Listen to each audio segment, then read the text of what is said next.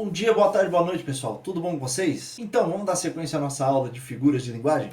Na última aula a gente viu então ali figuras de sintaxe, a gente já viu também figuras de palavras anteriormente, e aqui a gente segue. Então, nesse caso aqui, a gente vai ver figuras de pensamento, certo? Elas são utilizadas para maior expressividade. A comunicação figuras trabalham comunicação de ideias ou pensamento. Lembra que a gente falou ali, ó, figuras de palavras são voltadas a mais de sentidos de palavras, figuras de sintaxe mais ao jeito de construção da frase. Figuras de pensamento é mais de ideias, a gente trabalha mais no campo semântico da coisa, mais da compreensão, da interpretação, certo? Então eu tenho antítese, paradoxo, ironia, eufemismo, lilote, hipérbole, gradação, prosopopeia, apóstrofe e reticência. Vamos lá, é bem tranquilo, só os nomes são complicados. Então eu tenho a antítese, tá? Antítese é muito importante, que assim, a antítese ele causa um contraste, como se fosse uma ideia positiva ou uma ideia negativa, e em seguida já o contrário dela. Por exemplo ali, ó, amor é nada, o respeito é tudo. O amor é nada e o respeito é tudo. A gente pode ver que o nada e tudo estão causando um contraste. Uma coisa não anula a outra, mas causa um contraste, ó. O amor é nada, o respeito é tudo. Então a gente tem um contraste muito evidente aqui. Enquanto o amor for muito, o valor que se dá será pouco. Então, ó, o amor, enquanto o amor for muito, o valor que se dá será pouco. Então eu tenho aqui um contraste entre o muito e o pouco também. Enquanto tem muito amor, o valor que se dá a ele é pouco. É importante a gente ter em mente que antítese é contraste. Por quê? Porque hoje a gente vai ver paradoxo ou oxímoro, que aí sim é uma contradição. Antítese, um contraste, uma ideia contrastando a outra, e o paradoxo é uma ideia anulando a outra, uma ideia totalmente absurda anulando a outra. Essa é a diferença, ó. Quanto mais eu amo, menos tenho amor. Como é que eu posso gradativamente amar mais e ter menos amor? Não tem como, uma coisa acompanha a outra. Então, são ideias que se contradizem. Por isso que a gente chama de paradoxo. Porque aqui eu vou ter uma contradição, diferente de antítese, que eu tenho um contraste. Esse amor me mata e dá vida. Como é que vai matar e dar vida ao mesmo tempo? Então nós temos uma contradição, fazendo uso então da figura de pensamento, paradoxo ou oxímoro.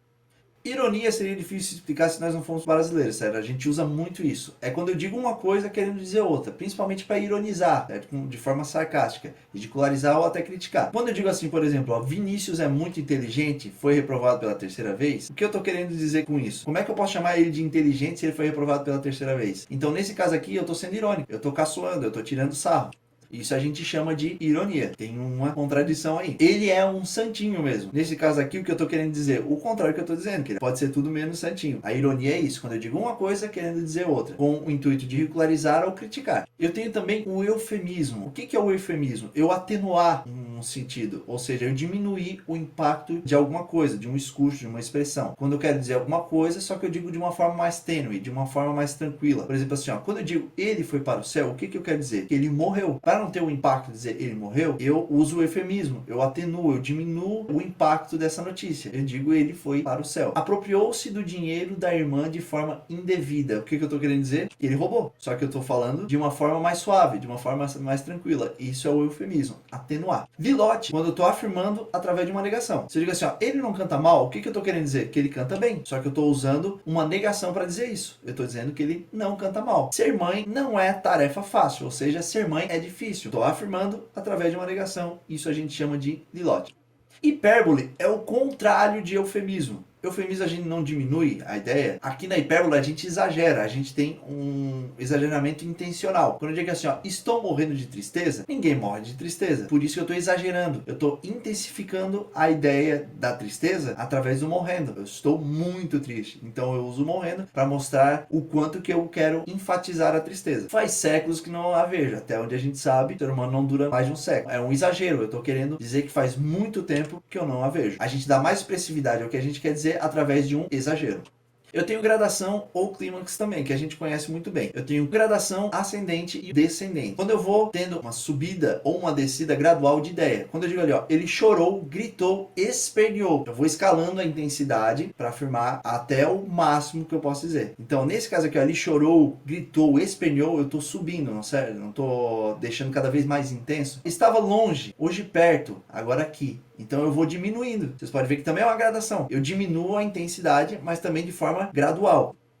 Eu tenho também prosopopeia, ou também conhecido por personificação ou animismo, que é o quê? É dar características humanas a seres inanimados. A lua me traiu, acreditei que era pra valer. Então, a lua trai alguém? Não, a lua é um ser inanimado. Estou dando uma característica humana a um ser inanimado. Então, por isso que é prosopopeia, personificação ou animismo. Aparece muito mais como prosopopeia. O casebre sussurrava o desastre, ou seja, casebre é a pequena casa. O casebre sussurrava. Sussurrar não é uma característica humana, uma ação humana? Um casebre tem como sussurrar? Não, então por isso que a gente chama de prosopopeia ou personificação. Estou dando uma característica humana a algo inanimado.